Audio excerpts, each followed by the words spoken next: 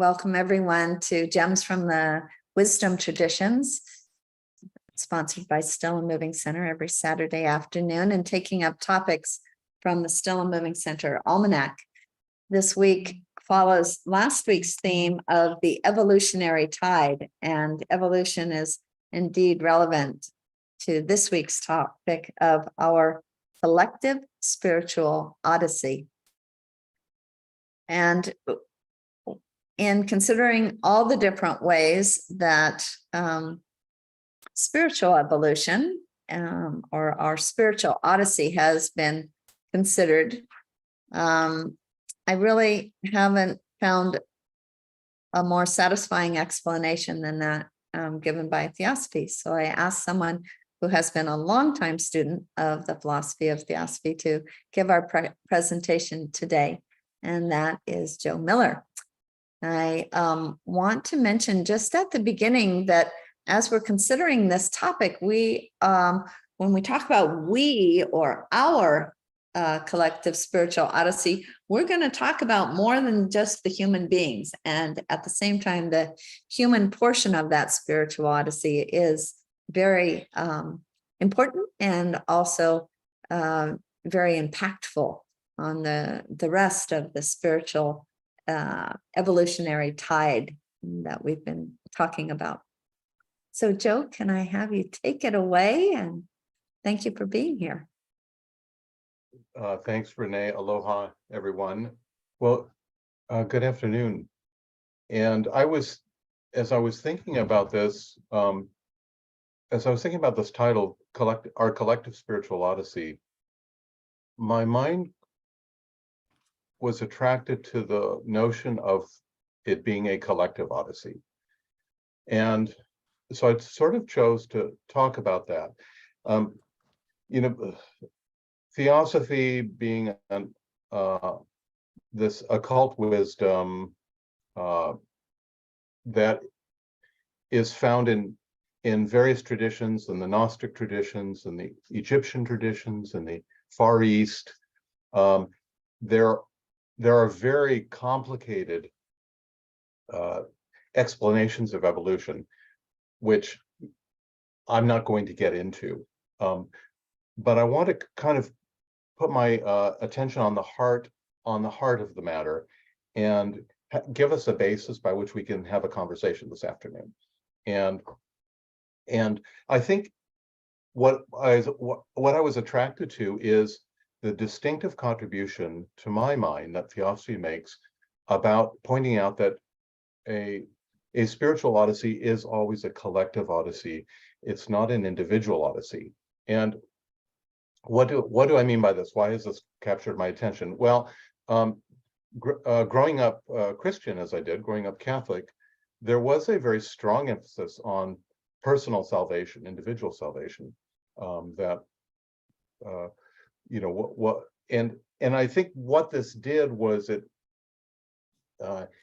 puts it unfortunately ends up magnifying one's own egotism, because of course one becomes fearful, one becomes hopeful, one starts comparing oneself to others, comparing oneself to moral codes. So it can create this preoccupation, especially when the whole notion is that you're trying to be saved from something so dire as a terrible afterlife.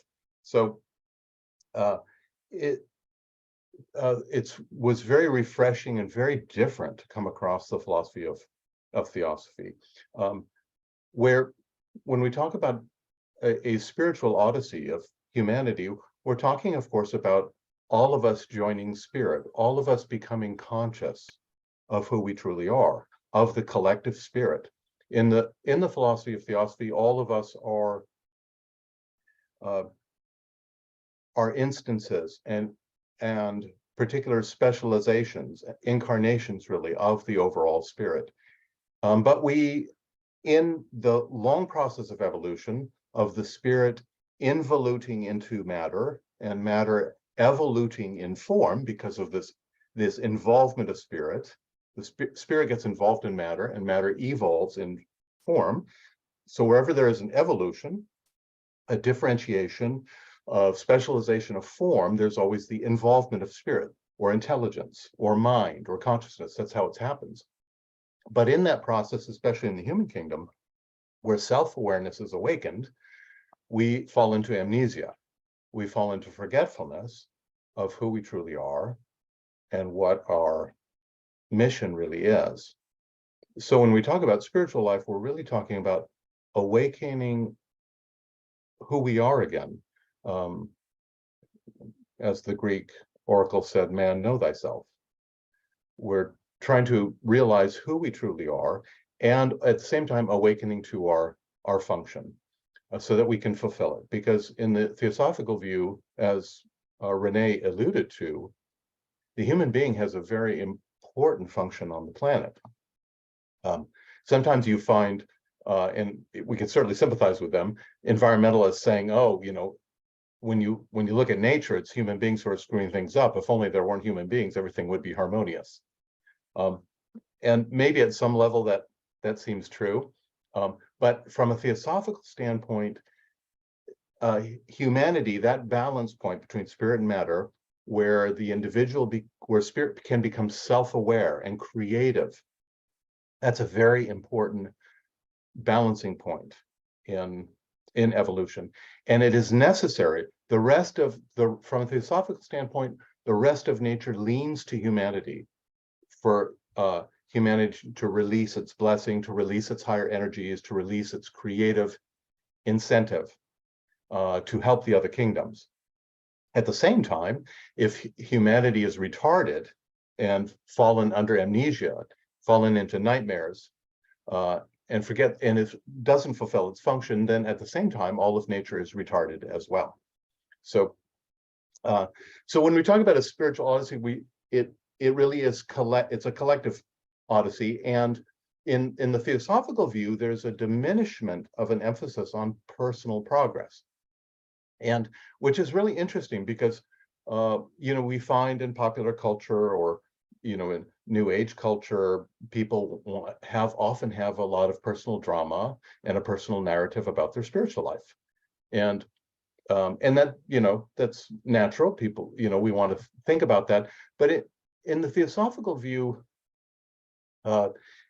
it's very easy for the personal ego to sort of impose itself and take hold of anything and run away with it, including images of spiritual life. And so, you know, from the theosophical standpoint, our spiritual life is very internal and very deep. And often our personal mind doesn't really know where we're at. But furthermore, the most important point about our spiritual life is that we can become contributors in a much larger collective work. That's really what it's about. And therefore, there are stories, you know, or tales about, you know, human beings who can take on a difficult birth that might even, from a certain standpoint, retard their own personal progress, but may help others in that process. So there isn't this sense of, you know, the more I become aware of the spirit within me, the more I want to live for and as that spirit. One of the expressions we hear in Theosophy is living for and as the self of all creatures. In the language of the Gita, to live for and as the Atman, that supreme self that lives within us. So there is definitely this an emphasis on selflessness and not personalizing the spiritual journey, but actually taking an agnostic viewpoint with respect to oneself, and not becoming personally preoccupied with the spiritual life. And I think one of the things that the Theosophists are often pointed to is the great vow from the Mahayana Buddhist tradition of Kuan Yin. And Renée, would you mind reading that pledge of Kuan Yin that's on the screen? Never will I seek nor receive private individual salvation. Never will I enter into final peace alone, but forever and everywhere will I live and strive for the redemption of every creature throughout the world. from the bonds of conditioned existence. So this pledge is from the Mahayana tradition, but it represents to a lot of Theosophists a kind of archetypal stance, of an inner stance. If I was to truly awaken to my inexhaustible inner nature, I would become conscious as spirit itself. I would become conscious with the very purpose that lives in living nature, and therefore this is what the Pledge of Kuan Yin represents. I would lose all preoccupation with being something finite and small that needs to be saved or needs to be comforted, but become identified with the great need and the great suffering of all. And so, the great Bodhisattva Kuan Yin pledges herself to never rest, but to strive until as it said, every blade of grass is enlightened. In the Theosophical view, one of the things that's talked about is there's a chain, a golden chain of principles, which Helena Blavatsky wrote, should bind humanity into one family. And those four principles, they're connected very much, but universal unity and causation, human solidarity, karma, and reincarnation. And universal unity and causation is simply a way of talking about interdependence, or as Thich Nhat Hanh so often talked about, interbeing, that everything that exists as a collective whole. It is an illusion for us to take anything and believe that it has existence on its own. As we truly gain understanding, we see the interdependence of everything, and also therefore universal causation, cause and effect affecting all. And the more we see that, the more separateness falls away from us, because it's only an illusion of separateness that would lead me to act ignorantly, to clutch to lesser motives, to be dismissal of some others that I don't like, to disregard the needs of some others, to think they don't count or they don't matter, or they're not going to be affected after all. Universal unity and causation is it represents an awakening to a huge responsibility. And if it is true, and certainly modern physics, through the study of dynamic systems and the chaos theory, all of that shows, the butterfly effect, the straw that breaks the camel's back, all of that shows the rich interdependence and the way that very small things can be magnified into very large causes. Once we really take that seriously, it represents a major moral awakening. That's very important.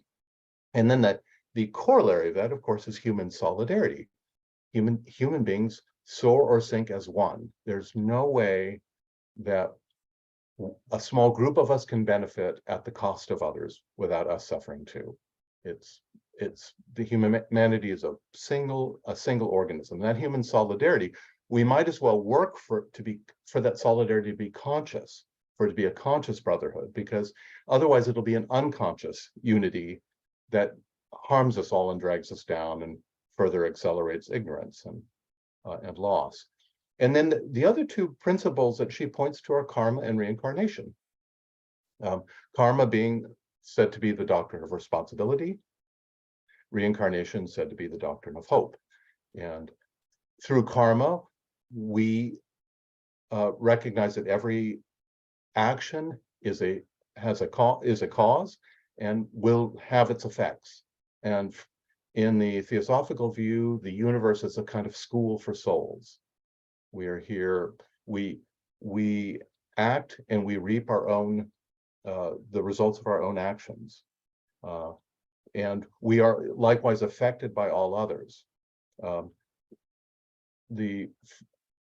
Once we recognize that we are primarily thinkers from the standpoint of Theosophical philosophy, and it is at the level of thought, which is action, mental action, that produces physical actions, that produces especially subtle currents that are constantly shaping us. and shaping our involvement in the world.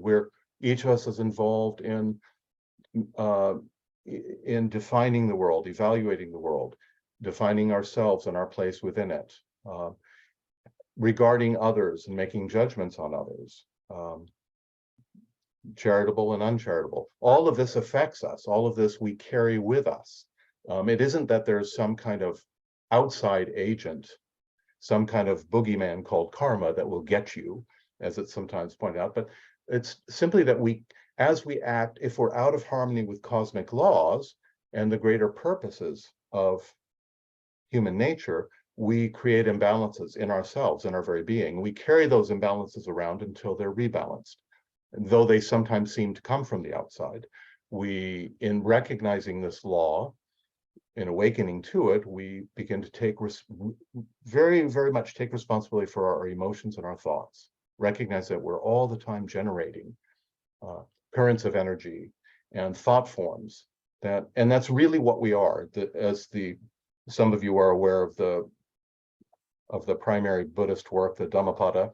The very first chapter of that work, the Buddha says, all that we are is the result of what we have thought. We are formed of our thoughts, we are made of our thoughts. And as we think, so suffering or happiness follows us. So, and then of course, from the Theosophical standpoint, the spirit within us embodies many, many times over again, because the world is a facility for education. It is a gymnasium in a way. And if you were to take membership at a gym, you wouldn't go just on one occasion and expect to have gotten what you wanted from it. You would have to go many times and learn all the different machines and use the pool and all of that. So also mastering human life, learning what human life is, awakening to it, from a theosophical standpoint, takes a very long time. And so karma and reincarnation work together. Now, in the readings I sent one reading by Raghavan Iyer from an essay called Spiritual Evolution, where he talks about karma and reincarnation. And then he also mentions at the end of that essay the Irish mystic A.E., or George William Russell, and his wonderful essay on the hero in man. From Sri Iyer's essay, one thing I really like about it is that he explains karma from this collective standpoint, as we're trying to talk about it today. And there's sort of two, I mentioned here, the doctrine of karma is not individualistic, and there's two paradoxes that are suggested in what he's writing. I think they're seeming paradoxes. They're not truly paradoxes once we understand them. One is that strict individual responsibility transcends and transmutes individualism. So karma will dissolve this, eventually as we work with karma, it dissolves a very hard sense of separation or individualism. But that comes through an exacting sense of individual responsibility. So we have to take very seriously our individual responsibility. And as we do so, it results in a kind of self-forgetfulness, paradoxically. He says, as man is constantly projecting a series of thoughts and images, individual responsibility is irrevocable. Each person is the center of any disturbance of universal harmony, and the ripples of effects must return to him. Thus, the law of karma, or justice, signifies moral interdependence and human solidarity. Karma must not be seen, I thought this is an interesting sentence, karma must not be seen as a providential means of divine retribution, but rather as a universal current touching those who bear the burden of its effects. This has been called the law of spiritual gravitation. So we naturally bring preconceptions we have of sort of divine retribution or divine vengeance. That's a misunderstanding of what karma is. But we should primarily think of it in this universal light. It's a universal current touching everyone, and especially touching our hearts with a desire to help lift the burdens and shine a light that will help others. And then he also mentions that karma is meant to aid the progress of the soul. Karma aids the soul's progress, which has no meaning by itself. So it aids the soul's progress by showing, in a sense, there is no individual soul progress. What do I mean by that? That is, the progress of the soul is to aid the progress of all other souls. Every soul that awakens becomes a light that helps, stimulates, speaks to other souls to awaken too. The entire scope of man's affairs, his environment, friends, family, employment, and the like, are all dictated by the needs of the soul. Karma works on the soul's behalf to provide those opportunities for knowledge and experience which would aid its progress. This concept could be expanded so as to encompass all connections with other human beings of even the most casual kind, seeing them as karmically ordained, not for one's own progress alone, in parentheses, but for the sake of those who struggle with dire limitations of ignorance, poverty, or despair. And that's in the essay where he points to the Irish mystic A.E. And I looked up the essay that A.E. wrote, which is called The Hero in Man, which has these, and I've just condensed a few of the passages here. But George William Russell, in that essay, he points out that there's an inner life, an inner alliance, an inner connection that awakens in us as we awaken, and that we form relationships with other human beings whom perhaps we never meet physically in this life, but who somewhere we form these relationships, and as we become aware of these, we recognize there are duties that come with this inner relationship that we feel when others lean on us for light. And the more we are aware of that, the more we're aware that our inner life is not private. We don't have private thoughts and feelings, but that we have these relationships that perhaps they go back to other lives, perhaps we're connected in other ways. For a mystic like A.E., he would visually see certain human beings, and he came to regard these as not imaginary, but as real human beings who were reaching out. And here's a few of these inspiring sentences by this wonderful Irish mystic. But there is a truth about sorrow, which I think may make it seem not so hopeless. There are fewer barriers than we think. There is, in truth, an inner alliance between the soul who would fain give and the soul who is in need. Nature has well provided that not one golden ray of all our thoughts is sped ineffective through the dark. Not one drop of the magical elixirs love distills is wasted. He says, to make clear how it seems to me to act, I say that love, eros, is a being. It is more than a power of the soul, though it is that also. It has universal life of its own. And just as the dark heaving waters do not know what jewel lights they reflect with blinding radiance, so the soul, partially absorbing and feeling the ray of eros within it, does not know that often a part of its nature nearer to the sun of love shines with a brilliant light to other eyes than its own. Once the soul has attained to any possession like love or persistent will or faith or the power of thought, it comes into spiritual contact with others who are struggling for these very powers. The attainment of any of these means that the soul is able to absorb and radiate some of the diviner elements of being. The soul may or may not be aware of the position it is placed in or its new duties, but yet that living light, having found a way into the being of any one person, does not rest there, but sends its rays and extends its influence on and on to illuminate the darkness of another nature. So it comes that there are ties which bind us to people other than those whom we meet in our everyday life. I think they are most real ties, most important to understand. For if we let our lamp go out, some far away who had reached out in the dark and felt a steady will, a persistent hope, a compassionate love, may reach out once again in an hour of need, and finding no support, may give way and fold the hands in despair. Often we allow gloom to overcome us and so hinder the bright rays in their passage.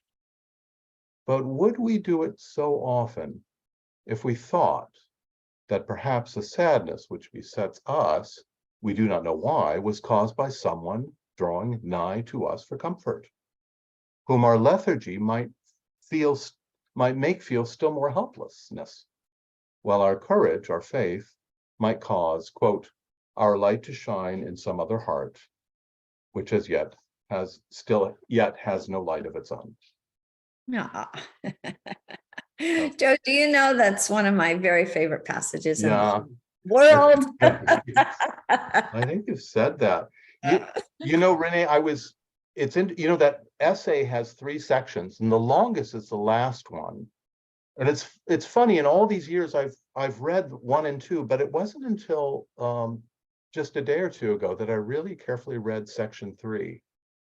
And it's very mystic and very deep.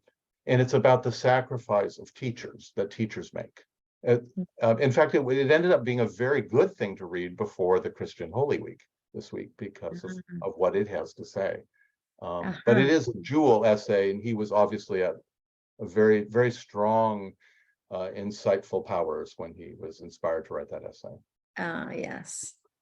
Well, is that included? I don't think so in the passage that you sent us. So maybe we can follow up with it. I'll send I have the whole essay in a PDF, and I'll send it. Yeah. Okay. And people can read it. Yeah. Yeah, that's a great idea. Simple. And welcome also to Cliff, Melody, and Kirk. Oh, and Carolyn's there too. I'm so glad to have all of you there. I'm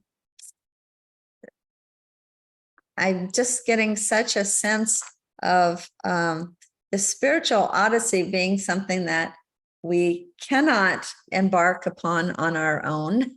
It's only something that we're going to be successful in progressing upon and not degressing during when we are somehow doing it together with one another. So the floor is open to all of you for comments and thoughts that you might have. It's so nice to have you joining us for the first time, Melody, who is in the Bay Area. And Robert has his hand up. Robert. Well, it's because I think you're the one person that might be able to answer this question, which is that symbolically, and since we're coming up in a week to Easter, does the idea of crucifixion and resurrection have the symbolic meaning in terms of the evolution of humanity?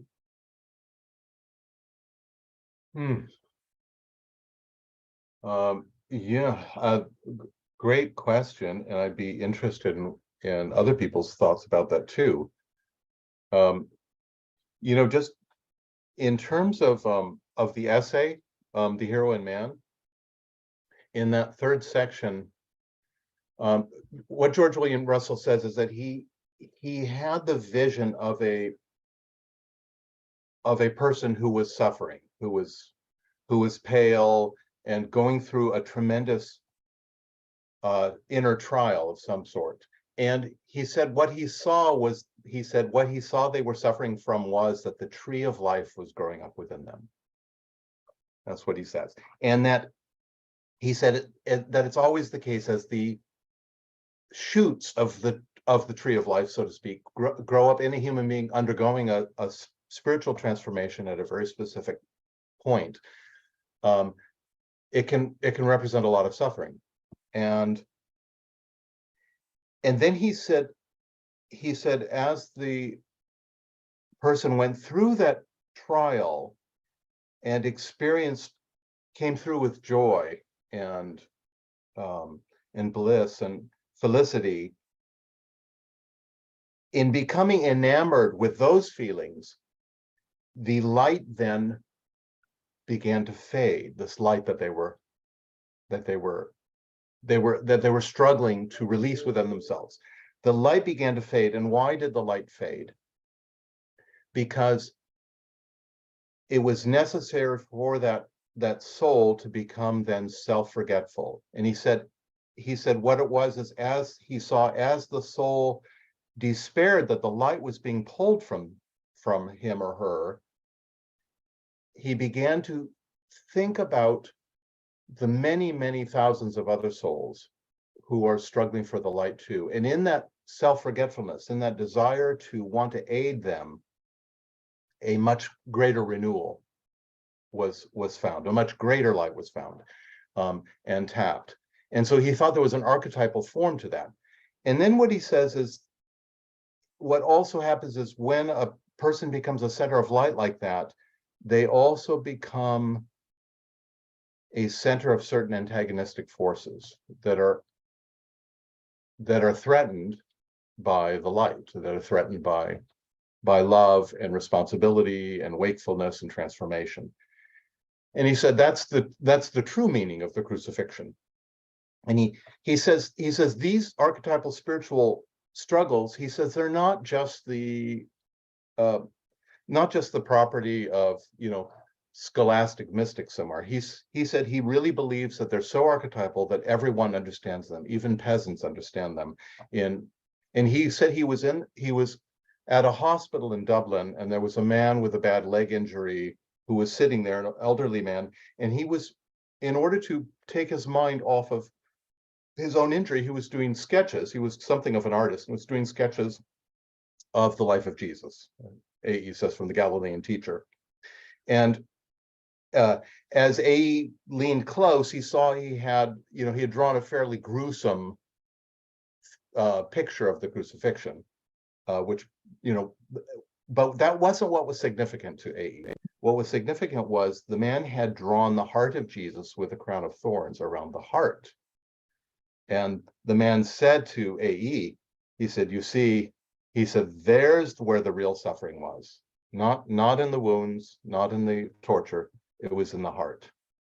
And so A.E. thought that was what that represented was, when any one of us finds our way to the inner source and becomes a light giver, we become voluntary or involuntary workers in the larger transformation that has to happen. And in that transformation, it means that we necessarily stimulate reactions from others. And that's always that's the archetypal story of all great reformers, is they necessarily throw up resistance, and they necessarily become the target of these spears of antagonism.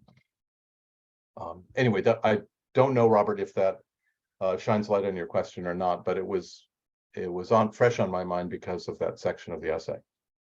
Oh, certainly an interesting slant. Thank you. I see Bob's hand up, Bob Buss. Yeah, it struck me as you were talking. In Buddhism, we have these tales of the former Buddha's life, the Jataka tales. And in the Jataka tales, there's always a context or a struggle that's going on. And Mara, the Buddha's cousin, is always there as kind of an evil force and contending with the Buddha to work through this. And it just struck me that that's kind of an archetypical struggle, because this is not the Buddha looking back. This is the Buddha struggling to become the Buddha. This is the future Buddha, but not Buddha right now.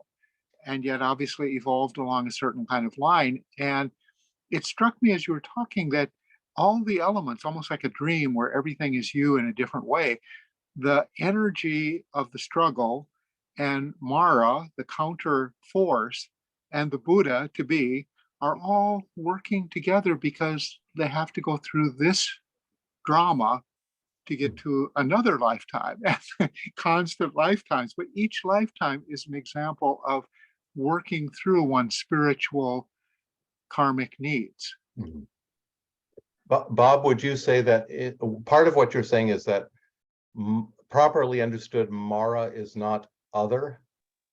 Yeah, well, yeah, it's an energy that, yeah, it's a helpful entity in any case, whether it's yourself or it's an energy that has to get things moving. If it doesn't move, there's no struggle. And so Mara is sometimes translated as the great tempter, but also you could say that that's the thing that we have to work through. That's the thing before us, the energy that moves it. So I'm not sure. I just was, as you were talking, it seemed to me that this drama was less external and more of a, again, this paradox of collective. It seems like there's a lot of parts, but maybe they aren't all so other. Other thoughts on this idea of our collective spiritual odyssey, perhaps that you had even before you came, or once you heard Joe's presentation? She's so good. Hi there. Yeah, what I especially appreciated was what you shared, Joseph, about karma. And it was making me think that I feel like there's like a Western translation of what it really is, when the way you described it, it's more this subtlety. And I think about how often instant karma is used in this society, and that is so far from the more nuance that you shared. And I really appreciate it, because it just feels like, that sounds closer to what, to write in terms of what karma would be. So I just especially appreciated all that you shared on that topic. Thank you, Melody. I especially appreciate that remark, and I couldn't agree more.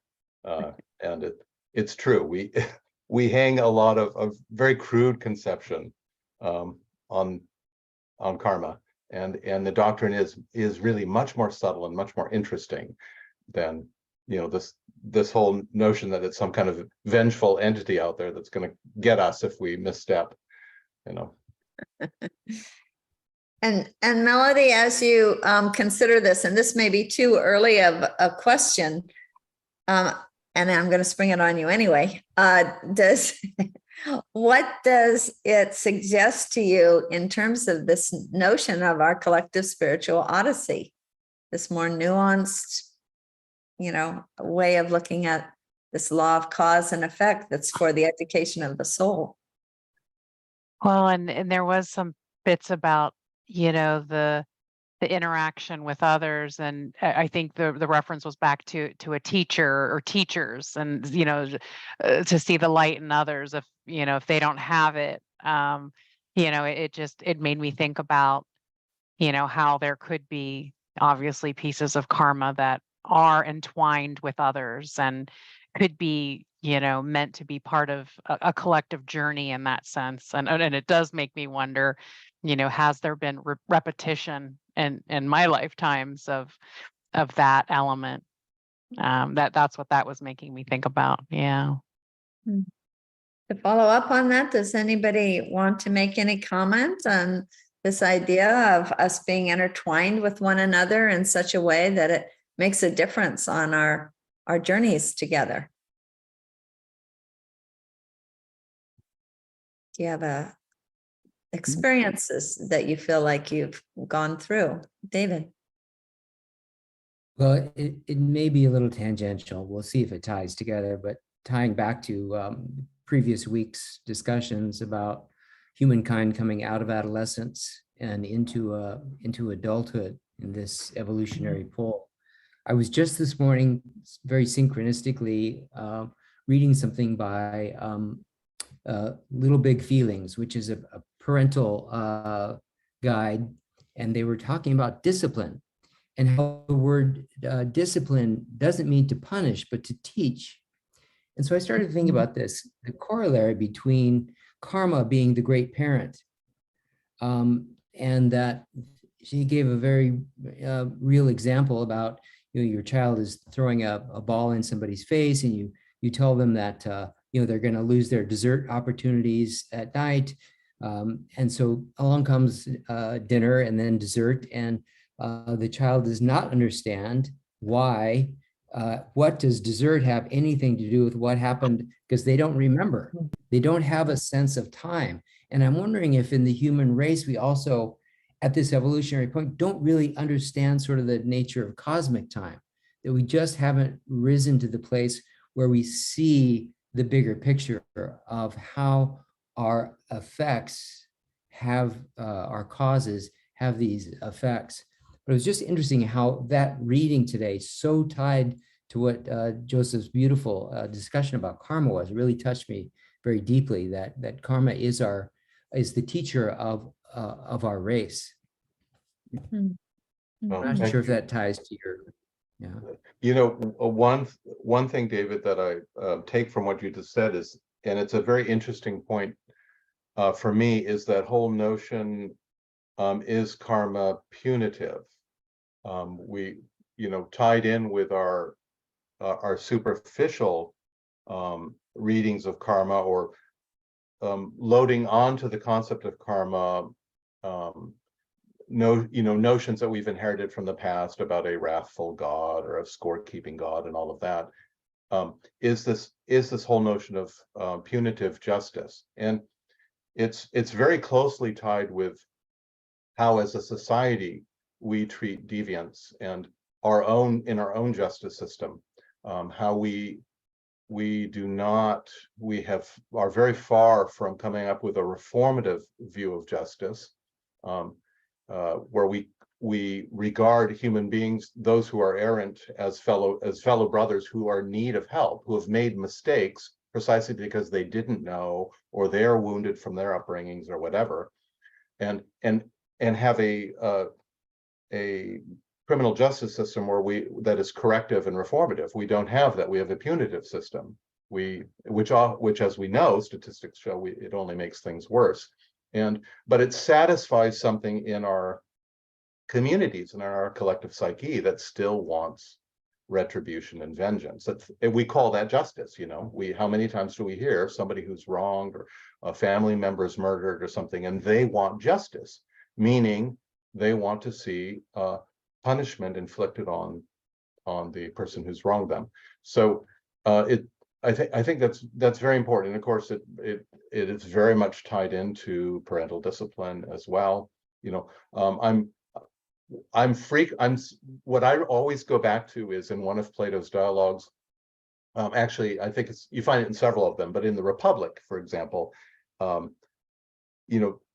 Socrates is up against Thrasymachus, who is a very aggressive personality, and Thrasymachus explodes like a forceful wolf into the conversation and says, "Socrates, you're talking nothing but drivel." And he goes, and you don't know the truth about this at all, and I do. When I tell you what the truth, and Socrates says, "Oh, well, won't you tell us?" And he goes, "Once I tell you the truth, what punishment do I get to demand?" And so Socrates says, "Well, the proper response would be, if I have been in error, to give me what I truly need, which is correction." So error always calls for correction. But if we've inherited this notion of sin, of something that is a fundamental expression of deviance of something, that seems to demand wrathfulness. So I think we as a part of our collective change is to come to grips with that, to more and more recognize compassionate, reformative approaches to deviance rather than punitive.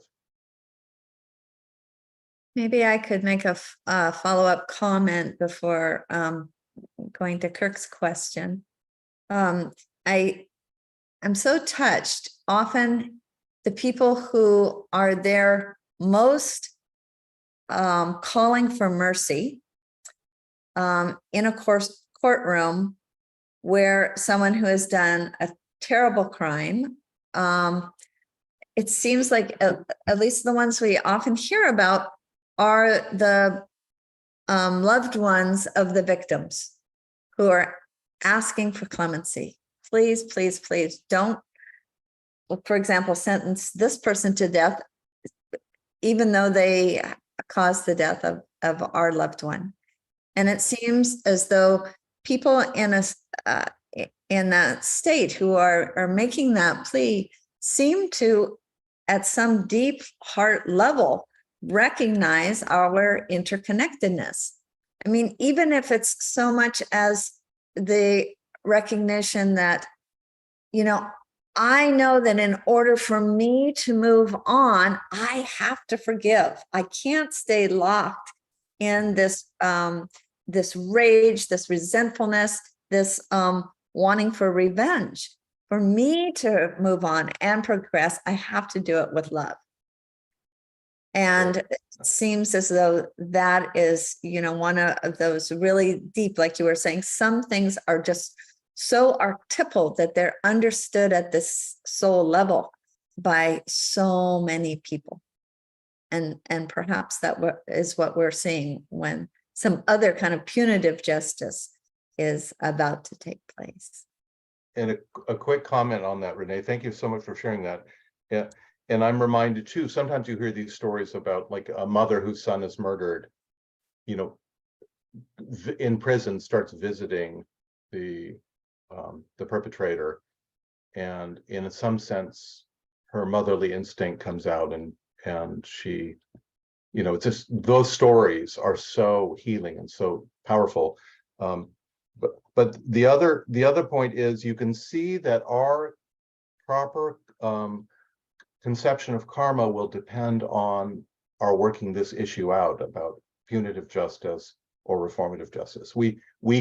If we hold to a punitive view of justice, we can't properly understand karma, because karma isn't coming to extract pain from us. There's not some kind of economy of pain in the universe, and you have to, you know, pay a pound of flesh, like Shylock asks.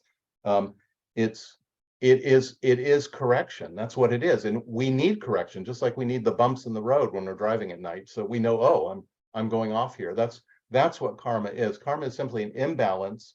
It's always pointing to our future. It's always a doctrine of hope, because it's saying that everyone is included. You're included, and you can be reformed. And I think we become irresponsible. You know, if at a young age, for example, we're conditioned with a lot of shame and a lot of guilt, we don't know how to deal with the communications from karma, because we interpret them as shaming and instilling guilt, when in fact they're simply correcting us. Thank you. Really good insight. Are you going to call on Kurt? I am. This is the time. He said it would never happen. You were punishing Kirk for his bad karma by not calling on him. But I actually, I was going to ask Joe to reread that portion where Professor Ayer's talking about, he gives us a different definition of karma as a kind of spiritual gravity, or is it magnetism? But so it goes very much along with the discussion, actually.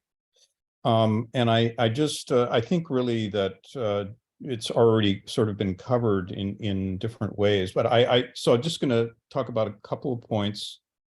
I think Bob's insight was really brilliant. And I think it ties in very nicely with this idea of karma as not being something outside of us, but something that we carry with us always, which you mentioned, Joe.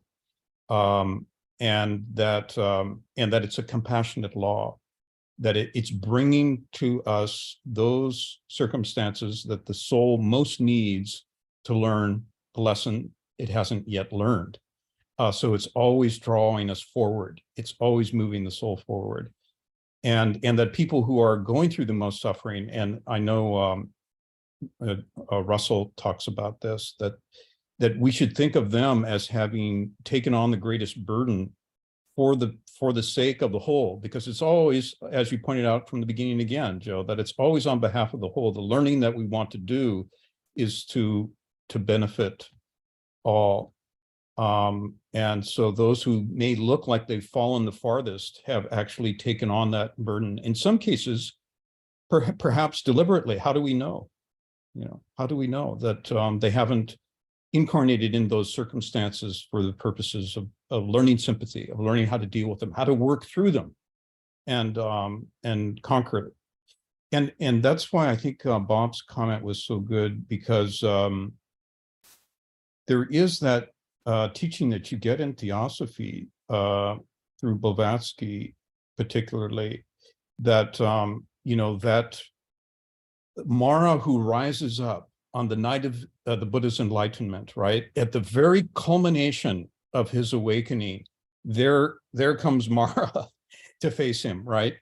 And he has to fearlessly, I mean, her greatest armies, right? All the armies are there, all the different aspects of it, the most alluring, the most fearful, the most devastating, and yet he conquers them all by touching the earth, or calls the earth to witness that they have no effect on his state of mind. And but that too, Blavatsky calls it the dweller on the threshold. So is that at various stages of spiritual awakening, we are confronted with the totality of our past karma that we have to acknowledge, because there is this kind of supercomputer in which everything is recorded, nothing is lost.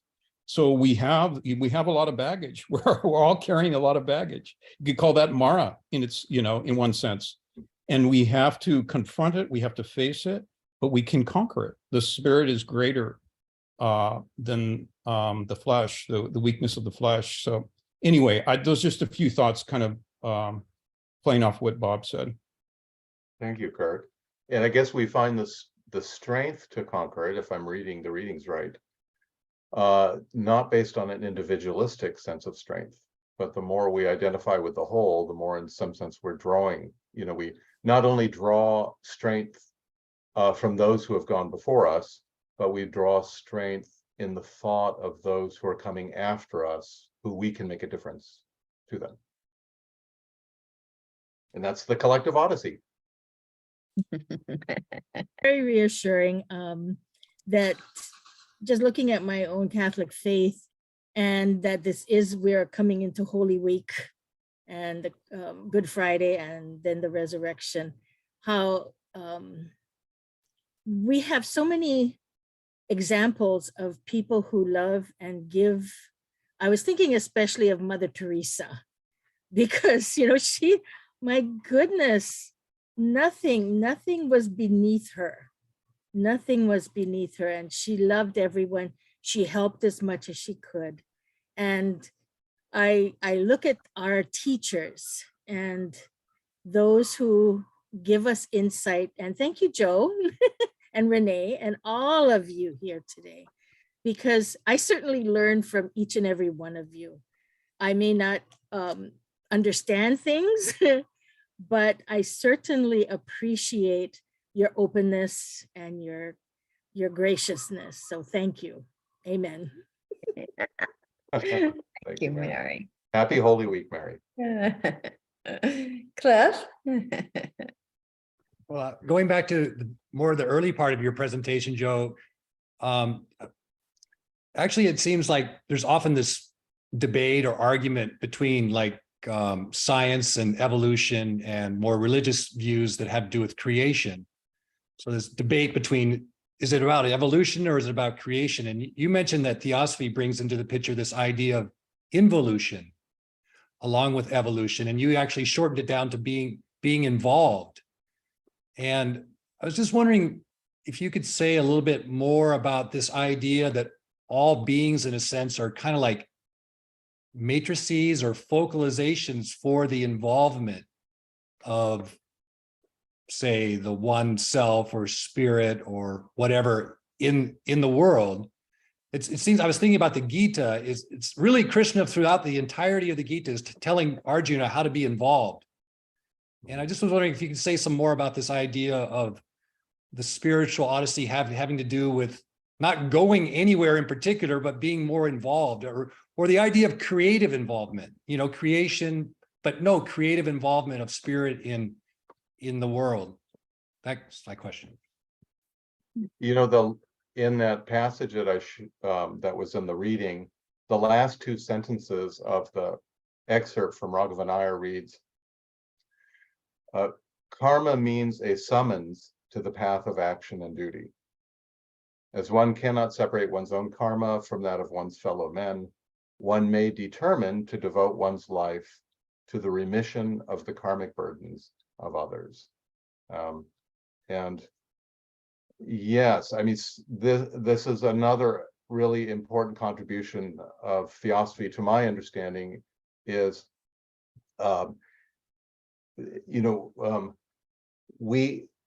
if we're interested in spirituality, we don't shut ourselves up in a monastery somewhere.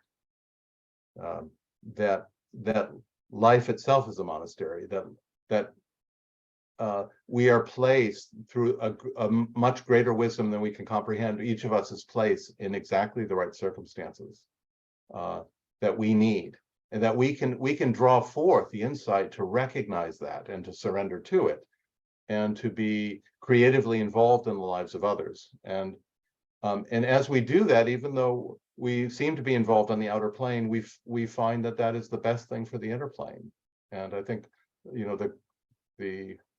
all the Theosophical teachers pointed to this. And I think that's one reason why they said, read the Bhagavad Gita or read The Voice of the Silence, these books that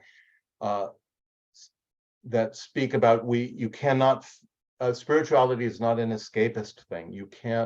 We can't run away from the irregularities and the angularities and the unpleasant aspects of the world, and and the confusions of incarnated life, or the fearful passions of anger or sexuality, or all these things that throw our minds off. We can't run away from that. We have to face it in a courageous way. And as we do so, we're not only evolving ourselves, but we're rendering a service. We're putting out thought forms. We're showing that it is possible, this union between Purusha and Prakriti, as the Hindus say, between spirit and form. Thank you so much. Such rich gems, I think, that we've had mentioned today. And we will stay on for those who'd like to follow up a little bit longer. I'll let you know what we're doing over the next couple weeks. And meanwhile, maybe someone would like to consider giving a vote of thanks to Joe Miller. So having gone through the evolutionary tide and our collective spiritual odyssey, and the the not so easy path that can take before coming to a higher plane. We're going to be next week taking up the topic of the cycle of the phoenix, which periodically goes through complete incineration in order to then rise from the ashes. And that will be followed by the week of mental posture. And we are going to be looking to the mythological tradition, and Sarah Hodges is going to be presenting the topic of the cycle of the phoenix next week. And so now I'd like to see if there's anybody who'd like to take my place in giving Joe a vote of thanks. I could give Joe a simple vote of thanks. Because I particularly appreciated, Joe, that the remarkable intimacy in your portrait of the spiritual odyssey, that not only with the rest of humanity, with all of nature, and also with those highest evolved beings that bestowed such generosity, that a very intimate family portrait. So that's what I got out of it. Thank you very much. Thank you, Robert. Beautifully Yeah, done. I'd also like to add a vote of thanks to Joe for the amount of preparation that he always puts into, as well as your natural wisdom and your charisma, but the amount of effort that you put into creating these presentations for us. I really, really appreciate it. Thank you, David. Indeed. Well, we'll let you go if you need to, and we'll stay on a few minutes if you have a little extra time and want to pursue any of these ideas a bit farther. Thank you, everyone. Just Yeah. Thank you, Joe. really appreciate it. Thank you, appreciate it. Joe. Joe? Yeah, wonderful. So nice Hey, to. Joe, I was getting images of Ganesh during the talk as well. The ideas of placing obstacles before us for our growth. Yeah, Was I hearing that correctly? I love the image of Ganesh, and I'm glad Ganesh speaks to you, David. Yeah, but yes, I mean that's true, right? Isn't Ganesh, as the remover of obstacles, is also the one who puts obstacles in our path? It is said for when that path would lead to the wrong place, and it may be personally frustrating to our expectations and our desires at a superficial level, but in the end we'd suddenly discover, oh boy, I dodged a bullet there. I'm sure glad I was saved from what I thought was so important and so right on, and it wasn't at all. Yeah, Bob. What you said about paradox in language. You said, this is a paradox. Well, maybe it's not exactly a paradox, but it works in that way. I mean, it's kind of the problem with language, because, as you said, the corrective, it depends on how you use the terms. Because, I'm struck when you mentioned Thich Nhat Hanh. Thich Nhat Hanh has this beautiful poem called Call Me by My True Names. And he reflects on boat people and pirates and all of the horrible karmic things that are involved there. And he says, I am not separate from any of that. I am the pirate. I am the woman being raped. I am each of those boat people and all of their hopes and dreams. And that's all wrapped up in there. So there's nothing to correct. There's no other, except we're in this together. And our language doesn't allow us to tend to do that. It's interesting because other languages, like, for example, Chinese and Japanese, may not have as much subject-oriented language.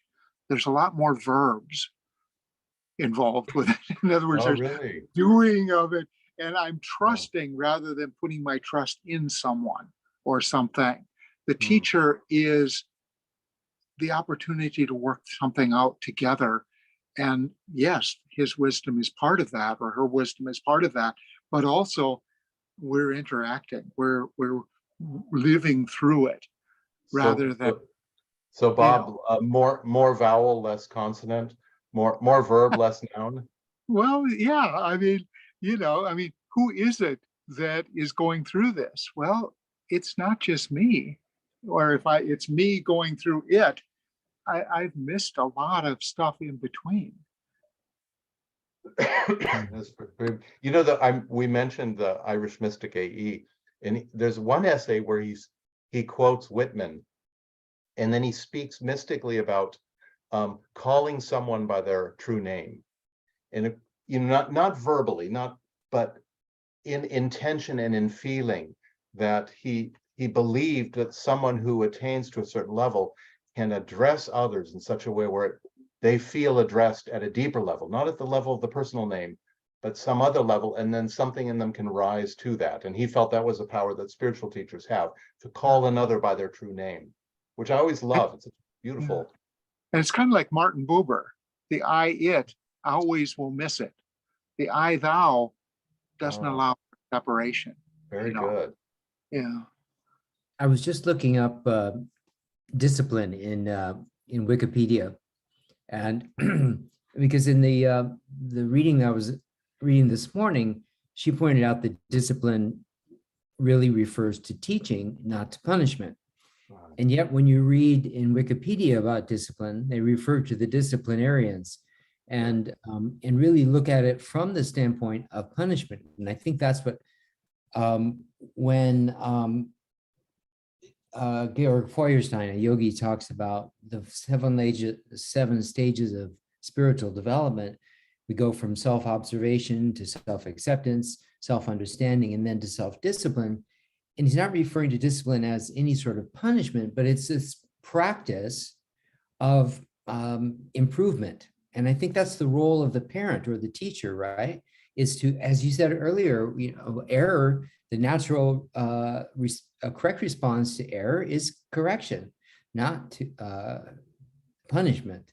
And yet here it is in Wikipedia that we have embedded in our culture the idea that discipline equates to punishment. And I think the word is from the foundation of disciple, right? Right, yeah. Hmm. And discipline is also, this is my discipline, this is my path, this is my practice. You know, it doesn't have to be punishment. That's a whole different other way of thinking about discipline. You know, spiritual discipline is not about punishment, it's about practice. Hmm. Etymologically, I seem to recall discipline or in disciple, it's to take knowledge. It has that same root as science does in the disciple part. So so yeah, you can see it, but this is a very deep karmic issue that we all share in, and it's going to take a long time to work out. There's interesting people, you know, Gabor Mate, you probably, the psychologists who've become quite popular talking about childhood trauma, you know, this very important. There was Alice Miller many years before him, but you know, it is something I often contemplate. If we could not break children during their first 2 years, how many problems in this world would disappear in a generation? But that's so, you know, but that's the thing is, as another friend of mine says, hurt people hurt people. So, you know, if you've got those, if you are broken emotionally and conceptually in that regard, it's like a virus. It gets passed on generation to generation. And that's also governed by karma as well, you know. It's very good. Oh, Melody, Renée, I just wanted to ask Melody whether she had any last things she wanted to ask or contribute. I'm just so glad you're here, Melody. Thank you.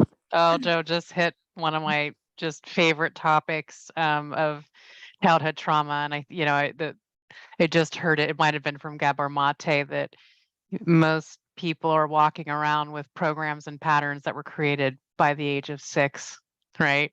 yeah. And I think about evolution and how much, and recognizing that it all is the way it's meant to be, right? But I just can't help but think about if some of us didn't get set back so far because of what happened in that 0 to 3 or 0 to 6, how much evolution there would be. And I mean, I don't feel like I had it the worst, but I definitely, got stuff in that time. And I'm just trying to stay focused on how grateful I am that I've gotten on the path and figured my way through it all. And it's, it's a journey. But yeah, I love Gabor Mate. Not that he's, the only one, but yeah. Yes. Well, and that's the good news, and that's the mysterious X factor to my mind, is how it is that some of us could overcome that conditioning by a different kind of conditioning, a higher conditioning or an inner conditioning, where something and then others can't. Others, at least in one life, it overtakes them, and that's such an interesting thing that's also governed by karma. Wow. Yeah, and then if you're close and you can see it, and it's like you just want it for them to change, but sometimes it's not going to, and so you have to surrender. Speaking for a friend. Yeah, right.